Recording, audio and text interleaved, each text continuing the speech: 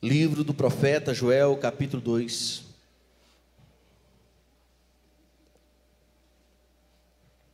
Capítulo de número 12.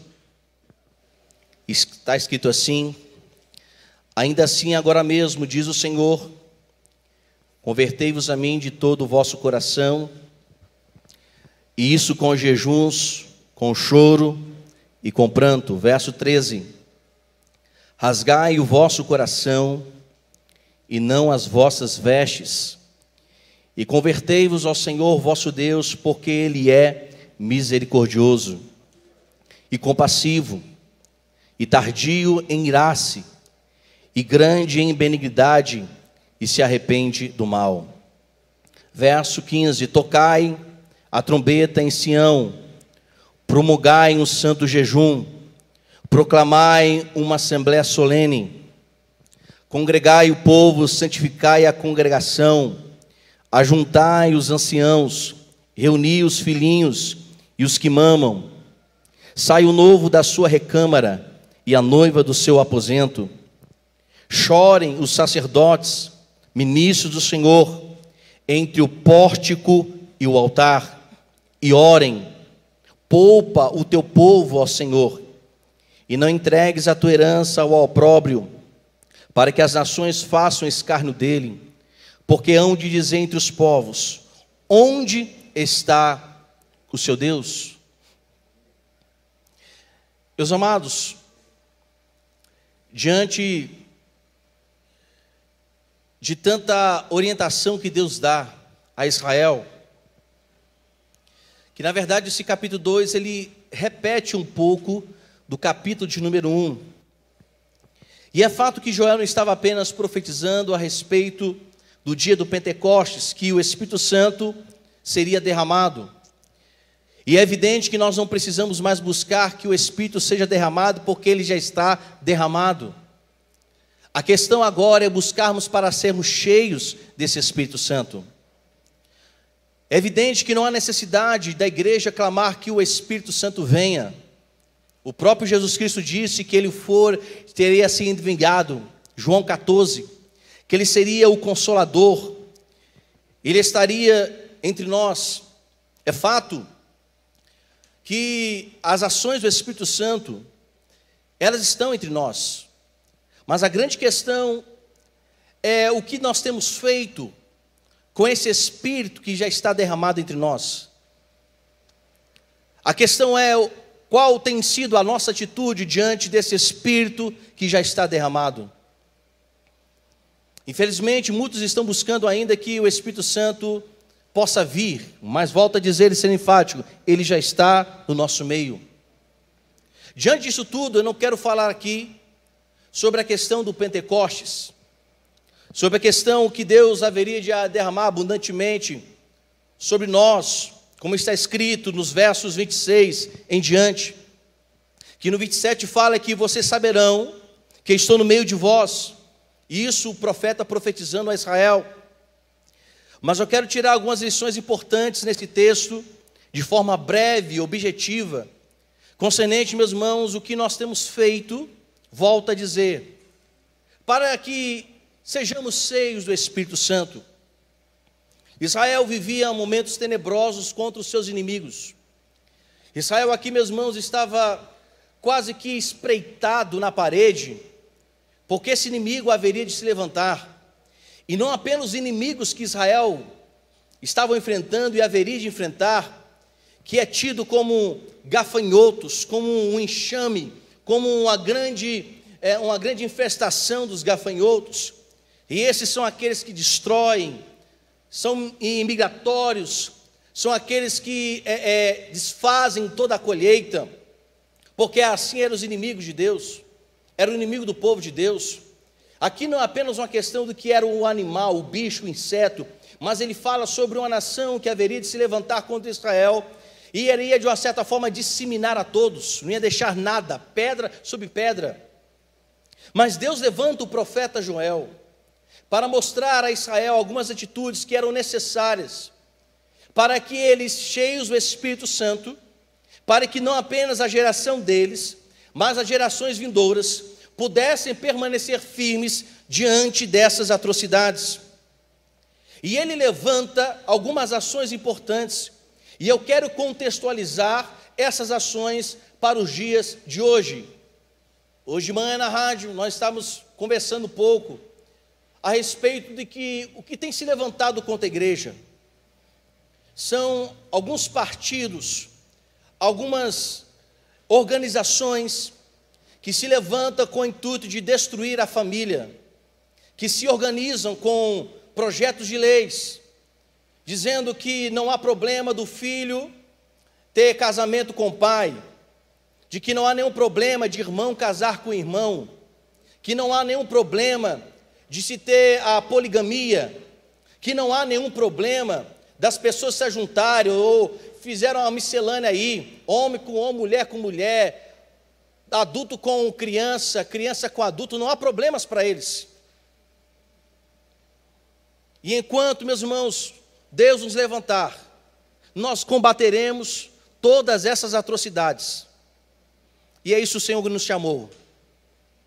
E aqui, quando eu me reporto para Joel, Israel estava precisando tomar uma sacudida espiritual.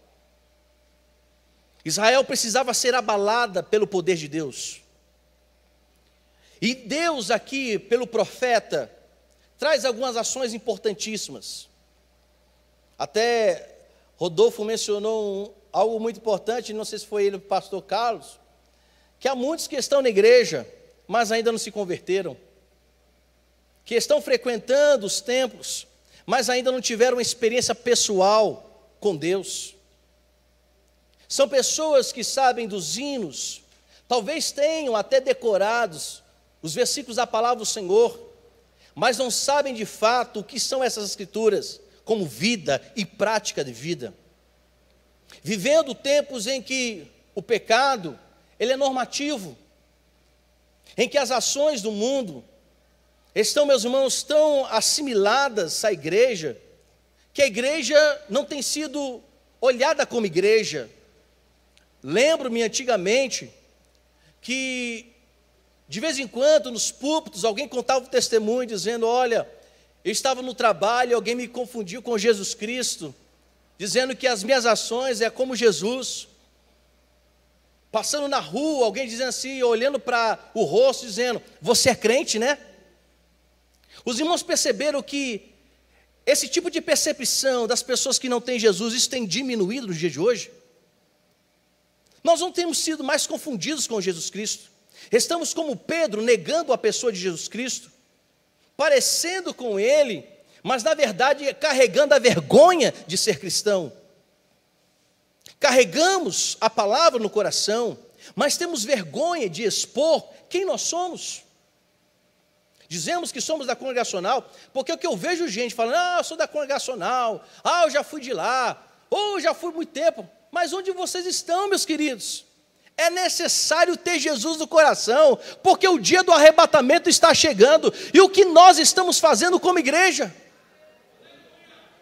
E aqui Joel, meus irmãos, tremendamente usado por Deus, para mostrar ao povo que havia necessidade, verso de número 12, na parte B, que havia necessidade de converter, de transformar, de mudar.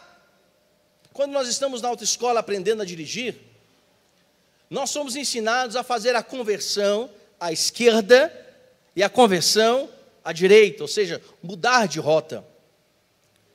E quando a gente tem o costume, antes de entrar na autoescola, quando a gente aprendia a virar à esquerda, a gente virava bem que fechadinho, né? Assim, meu irmão. Aí você chega na autoescola e fala: não é assim que vira, não.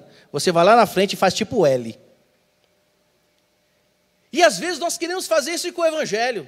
Queremos pegar atalhos para chegar até Deus.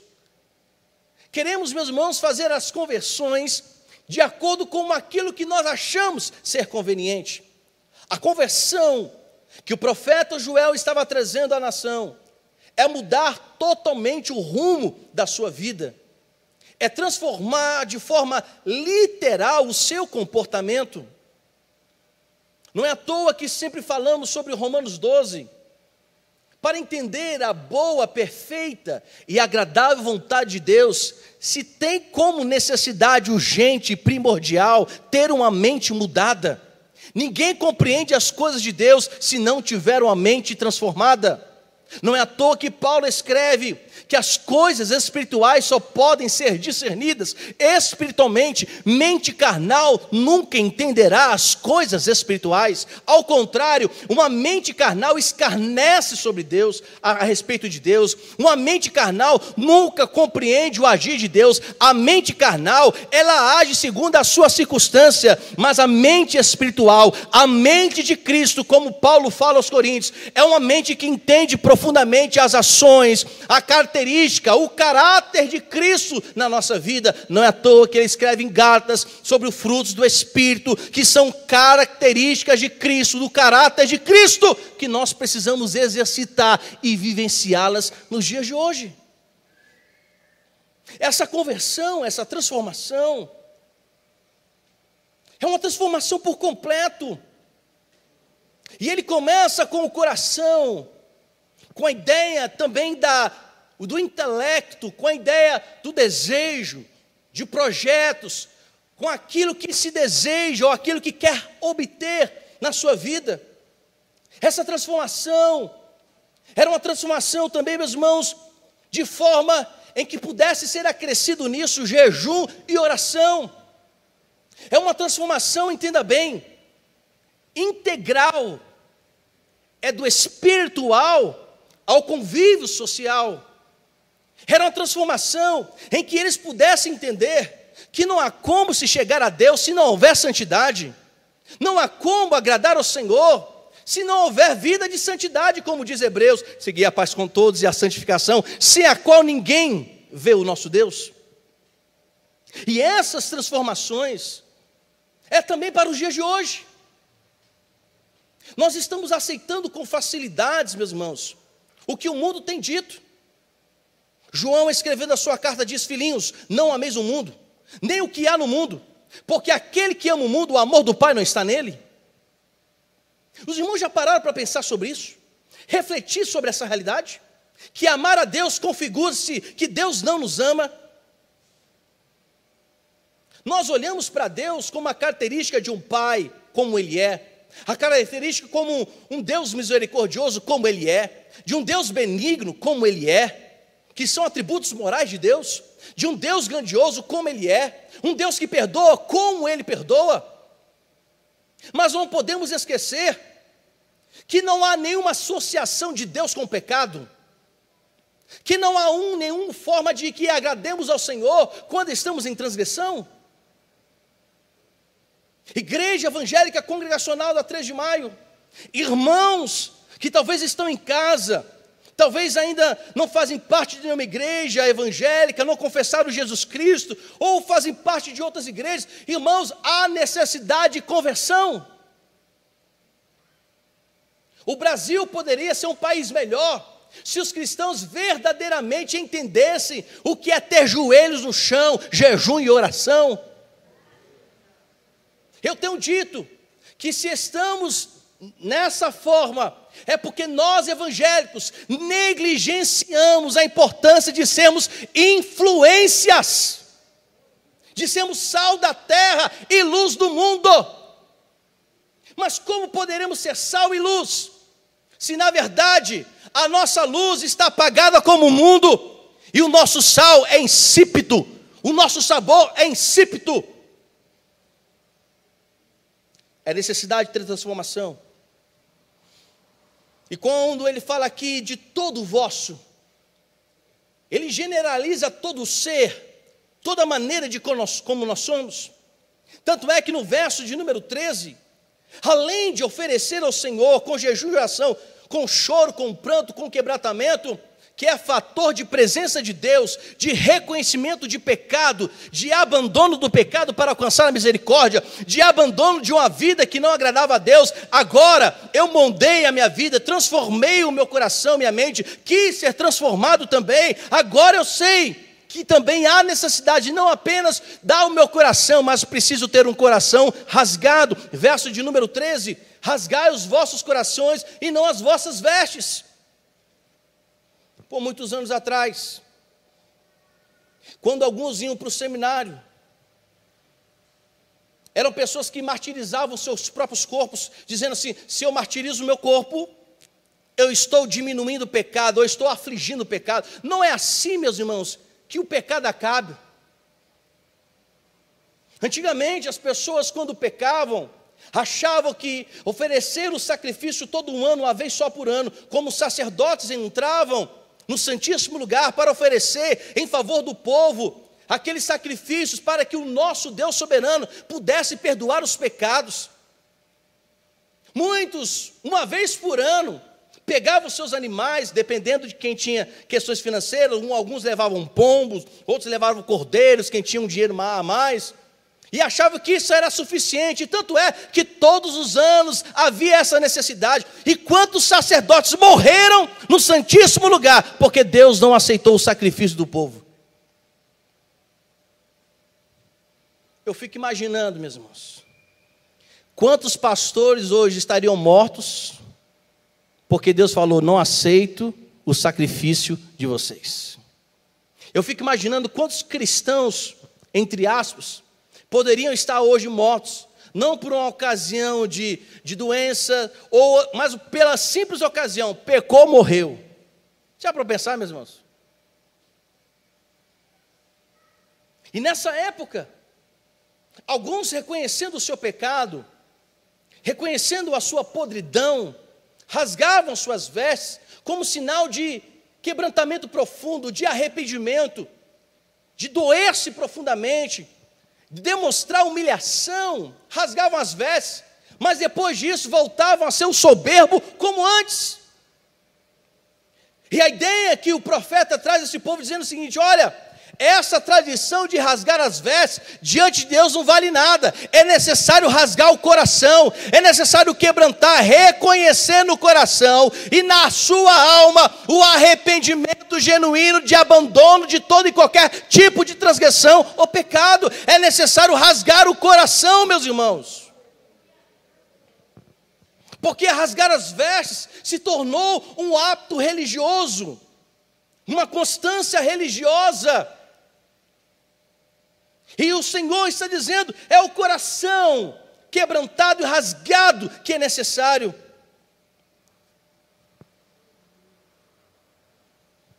Verso de número 15: tocai a trombeta. Meus irmãos, tocar a trombeta no Antigo Testamento tinham vários significados. E o povo de Israel, e principalmente alguns que tocavam a trombeta, sempre era feita com o chifre de carneiro. E ele tinha a forma realmente meio que arredondadezinha. E aquela forma que se tinha, né, de meia redonda assim, circular, era também uma representação de que havia necessidade do povo se curvar.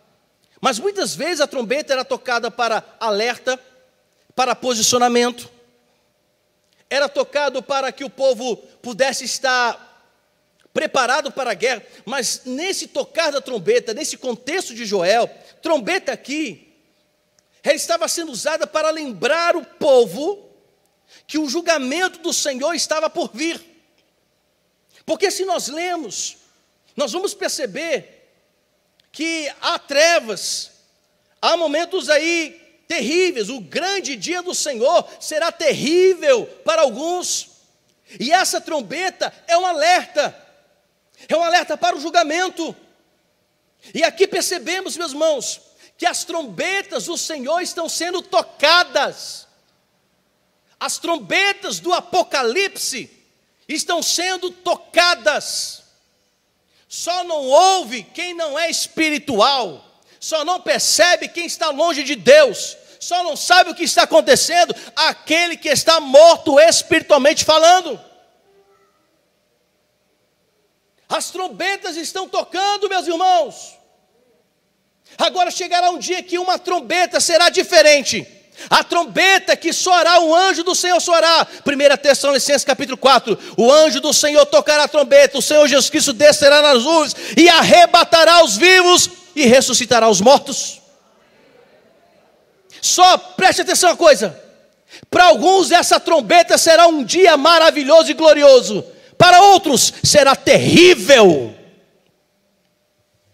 Mas as trombetas estão tocando. Não esqueçamos o que o Senhor Jesus Cristo diz a João, escrevendo as cartas aos anjos e às 7 igrejas da Ásia. Ouça o que o Espírito Santo está falando. E o Espírito Santo está falando por meio da mídia. O Espírito Santo está falando por meio dos jornais. O Espírito Santo está falando por meio de mensagens. O Espírito Santo está falando. Ouça a igreja o que Ele está nos falando.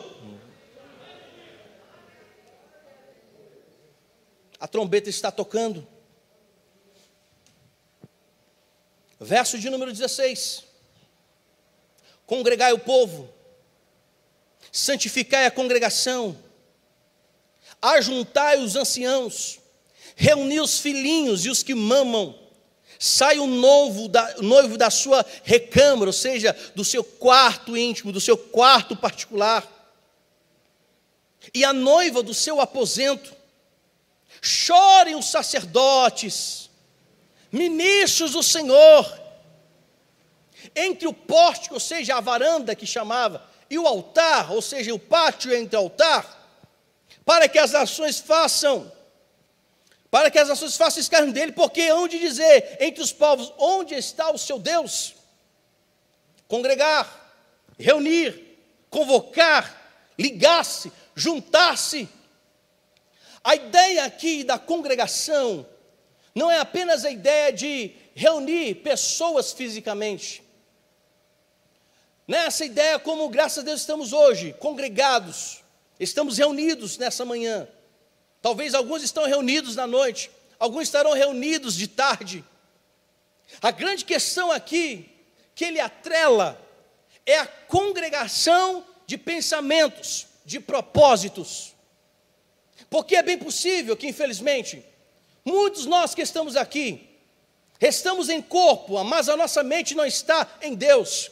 Estamos presentes, talvez para participar da ceia, entendendo a importância de comer o pão, de beber o cálice como forma de memória, entendendo o sacrifício de Cristo, a sua morte e ressurreição, a mensagem que Ele nos traz, a importância como igreja.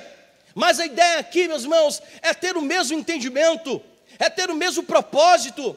Jesus Cristo mesmo disse aos seus discípulos: olha, vocês precisam ficar aqui em Jerusalém, até que do alto vocês sejam revestidos de poder. Dentre muitos discípulos, poucos ficaram. Dentre 700 e poucos, poucos ficaram.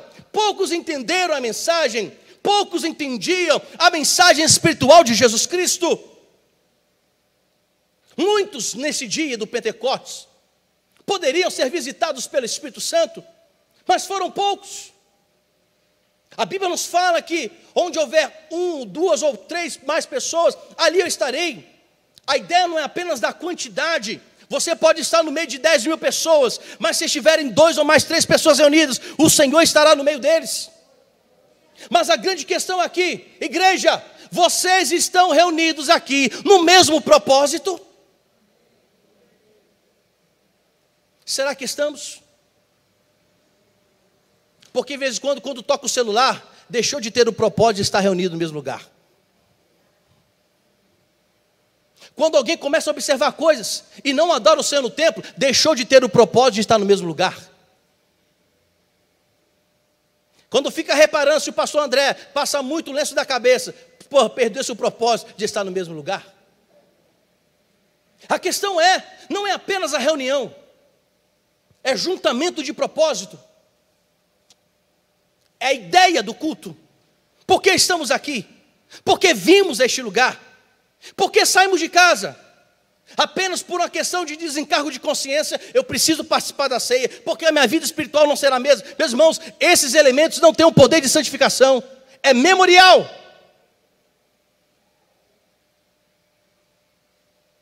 Muitos deixam de pedir perdão a Deus durante o tempo, entre esses 30 dias ou 29 dias atrás. Mas no dia da ceia eu preciso pedir perdão. Meu irmão, você está tomando indignamente a ceia do Senhor.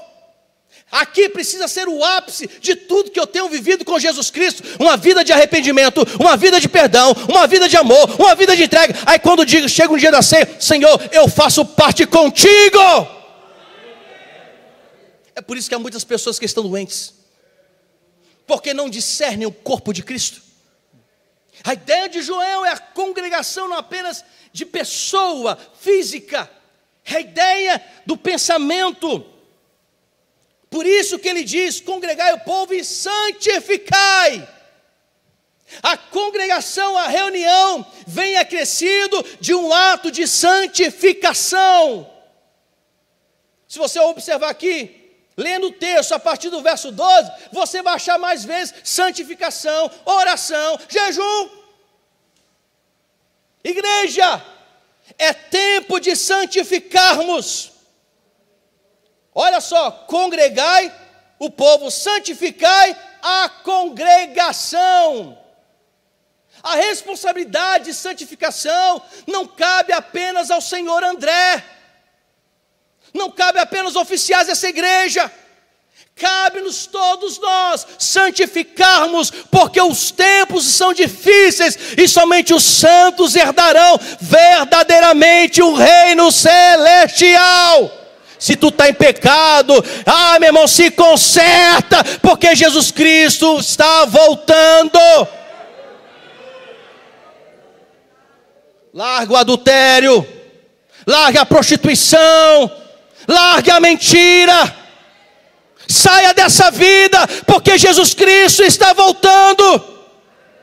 E se ele não voltar agora, a morte pode chegar, e depois da morte segue-se ao juízo. Não há arrependimento pós-morte, ou é inferno, ou é o céu, não tem outra alternativa, é sim, sim, ou não, não.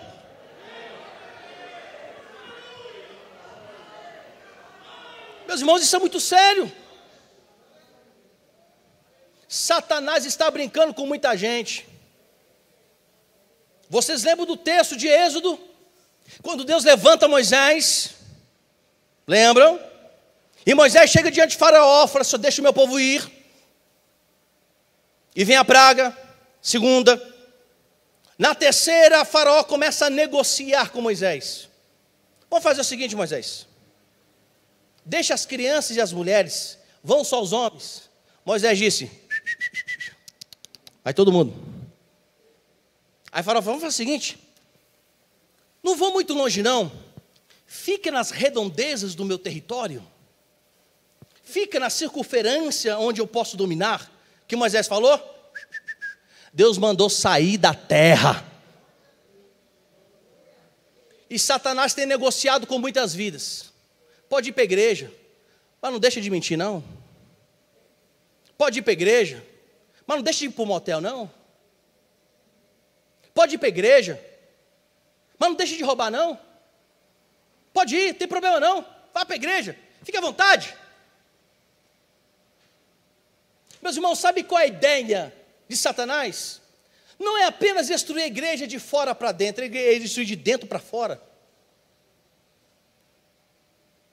Não é hora de negociar. Na verdade, nem deveríamos nem bater papo com Satanás. Eu nem chamo ele de capeta, é lá, que ele passe do outro lado da rua. Que ele passe do outro lado. Se um dia ele quiser vir, querer destruir, qual é a nossa postura? Fuja da aparência do mal.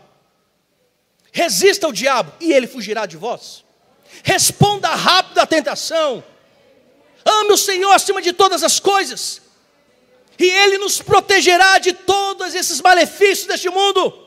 Mas é necessário santificar a vida, porque Jesus Cristo está voltando. E você quer ir, meu irmão? Eu quero ir. Então santifiquemo-nos.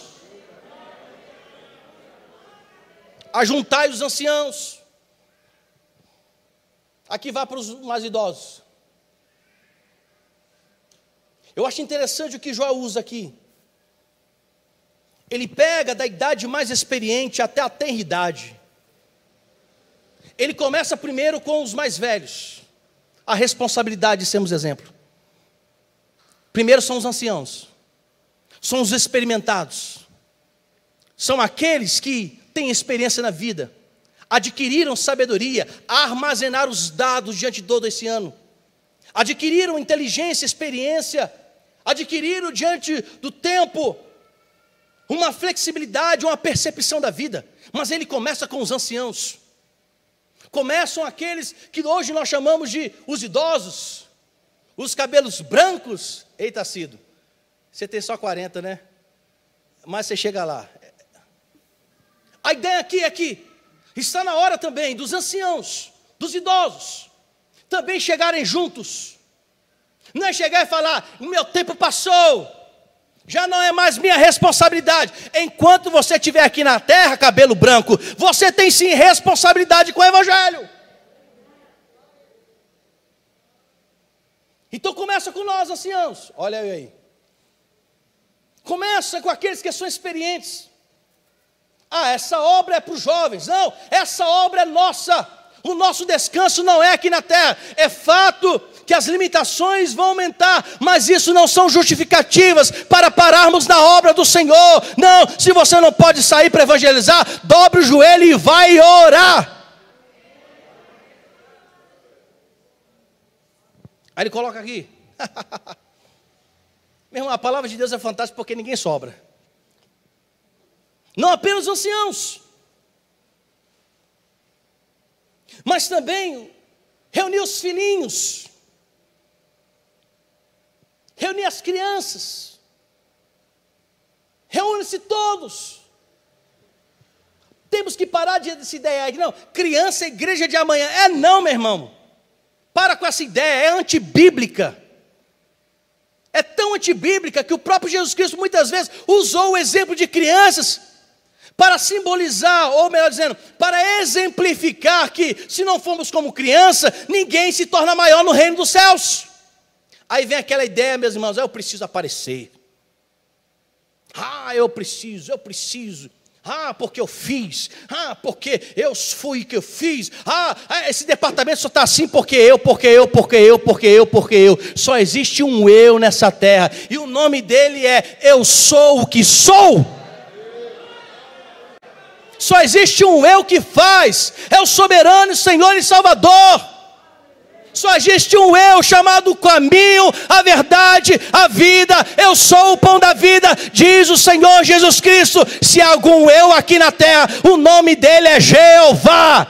Somos apenas instrumentos na mão dele. Se você não quiser trabalhar, Deus levanta uma pessoa que você acha ser incapaz para lhe envergonhar, para mim envergonhar, porque essa obra é santa, é obra do Espírito e ele é quem faz acontecer.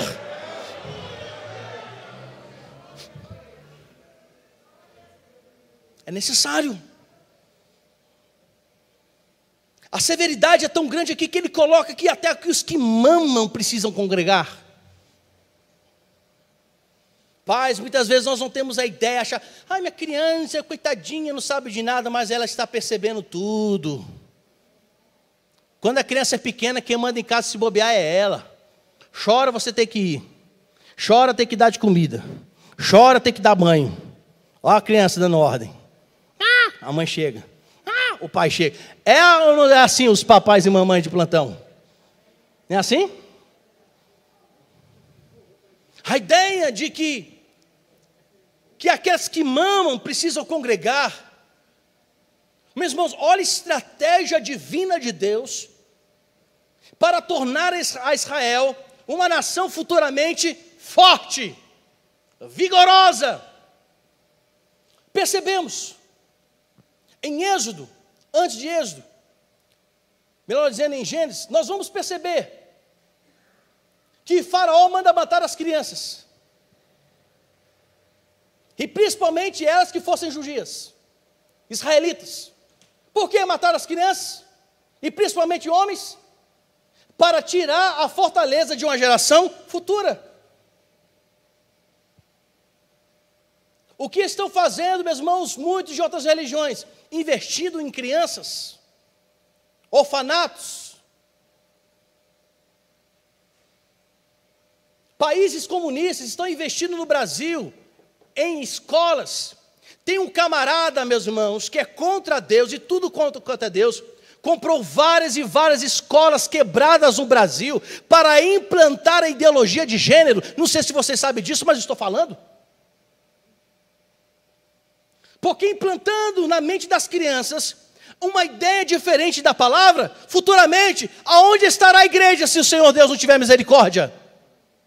Então aqui mamam, aqui estão grávidas, precisam também congregar, porque a percepção dela é ouvindo louvor, ouvindo cantos, ouvindo a palavra, ela vai crescendo, vai entendendo, mesmo que ela se torne adulta, o teu papel como pai precisa prevalecer diante dessas situações. E para terminarmos, eu quero pedir aos oficiais, por gentileza, que já podem retirar aí, aqui é um véu mesmo, né? O véu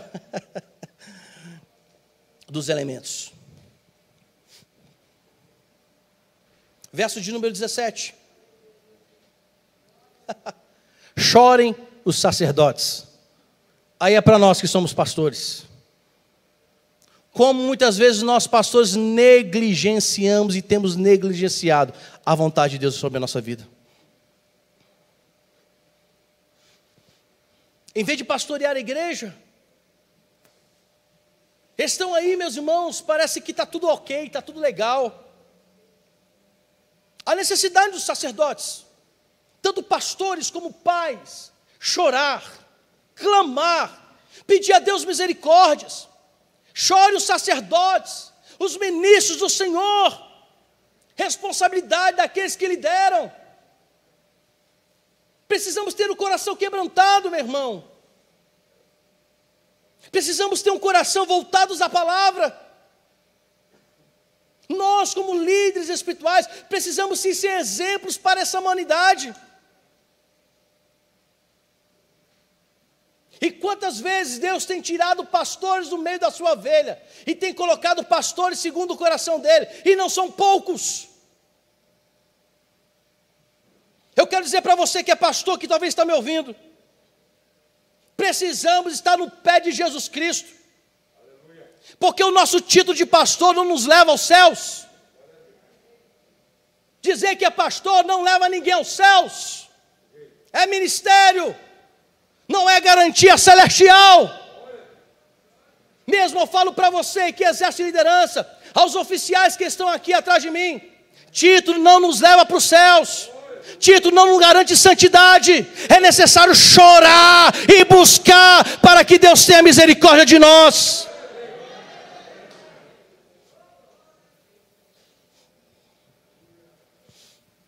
Porque se não for assim, se a igreja não viver assim, o povo vai perguntar: cadê o Deus de vocês? Cadê o Deus de vocês? E eu pergunto a vocês: aonde está o teu Deus? Aonde está o Deus? Muitas vezes o nosso Deus só está quando nós necessitamos, porque só buscamos na hora da necessidade, ali a gente acha que está. Meus irmãos, Deus está em todos os lugares. Aonde você estiver buscando o Senhor, ali se torna um lugar santo. Deixa eu falar uma coisa aqui rapidinho. Muitos acham o seguinte: o lugar mais santo dessa igreja é o púlpito. Se engana. Eu tenho que subir ali, que só subir ali, eu tenho que subir em santidade. Meu irmão, para você ficar no banco aí, você também precisa ter santidade. Quando você chega em casa, você também precisa ter santidade. Porque esse ato de achar que aqui é santo, isso é religioso, é judaísmo. E é um judaísmo boca pequena, como diz um povo lá. Isso é farisaísmo, meus irmãos. Eu só vou santificar o dia que eu subir no púlpito. Eu só vou ser santo, né, quando eu chegar na igreja, quando eu tiver de terno e paletó, aí eu vou ser santo. Meus irmãos, Deus está em todos os lugares, e por Ele estar em todos os lugares, ali configura-se um lugar santo. Se você é filho de Deus, então ali aonde você estiver, claro, faça as coisas corretamente, não ande segundo os conselhos dos ímpios, nem se detenha na roda dos escarnecedores. Mas se você tiver um trabalho, ali precisa ser um lugar santo. Se você estiver na escola, ali, pastor, a faculdade é para música. Eles podem ser, mas ali se chegou um filho de Deus, tem que ser santo e tem que ser exemplo.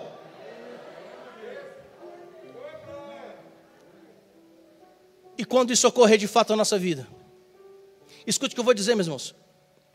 O Espírito Santo não será derramado nessa igreja, porque o Espírito Santo já está derramado nessa igreja. O Espírito Santo já está derramado nessa igreja. Não há necessidade mais a 3 de maio, outras igrejas, buscarem desse Espírito Santo. Vem Espírito Santo, venha para cá. Meus irmãos, estamos até contrariando a vinda do Consolador. A grande questão é buscar para sermos cheios. E eu vou dizer ainda mais, ser cheio é insuficiente. Vamos buscar ainda mais, porque basta apenas uma gota para que o copo transborde. Meu irmão, eu não quero ser meio cheio, nem meio vazio, ou meio, sei lá. Eu quero cada dia mais ser cheio. E eu tenho certeza que você também quer ser cheio. Não apenas cheio, mas transborde do Espírito Santo. Porque só sobe quem estiver cheio do Espírito Santo. Só vai ser arrebatado quem estiver cheio do Espírito Santo. Não é meio vazio não, volta a dizer assim sim ou não, não. Ou você é sujo, suja mais ainda, ou é santo, santifica mais ainda. Esse deve ser o nosso papel como cristão. Sermos de Cristo. Olha para o seu irmão, vê se tem um brilho do Espírito Santo aí. Dá uma olhadinha nele. Eita. E aí, meu irmão? Tá cheio? Você tá cheio? Tá cheio? Tá cheio? Se não tiver cheio, você vai ser cheio. Sejamos cheios do Espírito Santo. E que a graça do nosso Deus seja sobre todos nós.